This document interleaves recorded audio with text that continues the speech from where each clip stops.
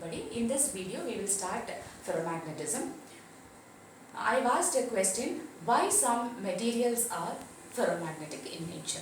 For example, ferrous, nickel and cobalt only will have a permanent magnetic moment. So what is the reason for that? So for that we have to look into the electronic configuration, because magnetic moment is nothing but the angular momentum possessed by an atom. So and the atom consists of electrons revolving around the nucleus. So it has or the electrons has the orbital magnetic moment, spin magnetic moment, and because of that the atom is acquiring a total angular momentum. So we have to look into the electronic configuration. We have seen the Aufbau principle, you know, the Aufbau principle, Hund's rule, Polish exclusive principle.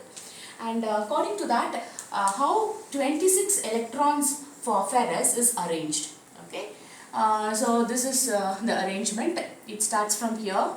Okay, it goes like this. So you know, it is 1s2, 2s2, 2p6, 3s2, 3p6, 3d6, then it goes to 4s2. So 10, 20, 26. Okay. So this is the electronic configuration for ferrous. So after filling this 3d, it goes to 4s2. But d orbital can occupy 10 electrons. So the arrangement in the d orbital is, first one type of spin is arranged. Okay. Then it goes to the next filling. So down. So S, the spin moment is plus half and minus half. And next is, it is not filling the next levels. It goes to 4s orbital, up two electrons. So up and down spin. So as a whole, d orbital has 6 electrons, but this one is paired. So the remaining is 4 electrons, which is unpaired. But here this is actually the valence electron, but this is a paired one. So this will not contribute to the magnetic moment. So looking to this unpaired electrons, there are 4 electrons. So we will be getting 4 Bohr magneton. So Bohr magneton is the magnetic moment of an electron, that is EH by 4 pi m, where E is the charge, H is the Planck's constant, pi and m, you know, mass of an electron. So this is Bohr magneton. So one ferrous atom has mu b.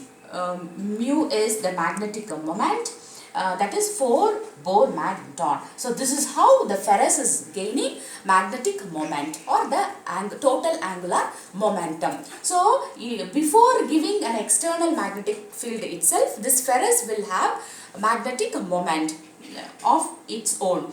Okay. So like this you can explain for nickel and cobalt and rare earth elements like gadolinium and dysprosium. Okay. Next, so because of this reason, because of acquiring a magnetic moment, it has magnetic moment even before the application of external magnetic field. And now let us take ferrous. Okay. So ferrous, in these are the lattice. So I will not draw a ferrous atom in terms of dots. No array. I will hereafter draw a arrow. So this arrow will indicate the magnetic moment of one ferrous atom. So this is the next magnetic moment. So this is not necessary that all the magnetic moments are arranged like this. This will extend, this alignment will extend only to a particular area, and this space is called as domain. Okay. And this theory, the domain theory, will explain why the ferromagnet is behaving like this, and what are the reason for the properties of ferromagnetism. Okay, we have seen while differentiating dia, para and ferro, we have seen the properties of a ferromagnetic material, and in that we have seen the susceptibility relationship with the temperature. So if we draw a graph reciprocal of susceptibility and temperature, it goes like this. Okay, it is not a linear plot, something like this. So this will tell you the ferromagnetic Curie temperature. Okay, we have seen what is the ferromagnetic Curie temperature, below which the material will be ferromagnetic and above which the material will be paramagnetic. Okay, so that is that critical temperature, that point is called as the Curie temperature. And the theory which explained this behavior and the domains inside the ferromagnetic material is the Wies theory. Wies theory of ferromagnetism we will see in the next session. But coming to the domains, why this is the magnetic moment of one atom, and this is the magnetic moment of another atom, but not necessary that it will be pointing in this direction. It can be some other direction like this. So why in ferromagnetic all these are aligned parallel? We have to see the reason for this. So that is nothing but Heisenberg's, it's not uncertainty principle, it is Heisenberg's interaction. Okay, so because of this interaction is between the valence electrons of two ferrous.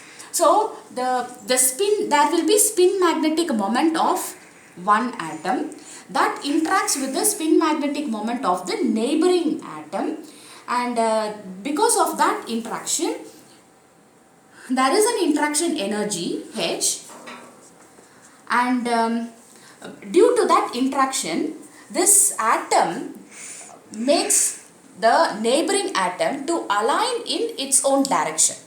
So this is a special type of interaction discovered by Heisenberg.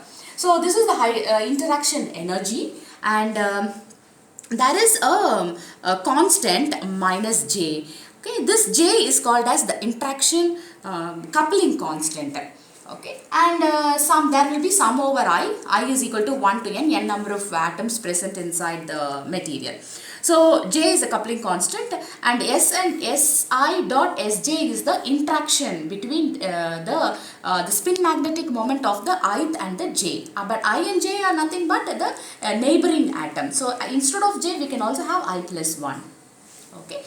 So if this interaction is positive, then what happens? This spin magnetic moment makes the neighboring to align in the same direction. If it is negative, this will align in the opposite direction. Then the material becomes antiferromagnetic. So if the material is antiferromagnetic, for example manganese and chromium, the spin magnetic moment is just opposite to each other. The neighboring will be opposite to each other. So this material is called as antiferromagnetic material. If the same interaction persists but it is not cancelling each other, here the total magnetic moment will be cancelled. See, opposite spins will be cancelled, so the total material will have no magnetic moment. But there are some materials which has a magnetic moment which is not getting cancelled. So up and down spin, but it is not equal in magnitude, so it is not cancelling each other. So there are materials like this type of alignment. So this is called as ferrimagnets. So this is antiferromagnetism and this is ferrimagnets.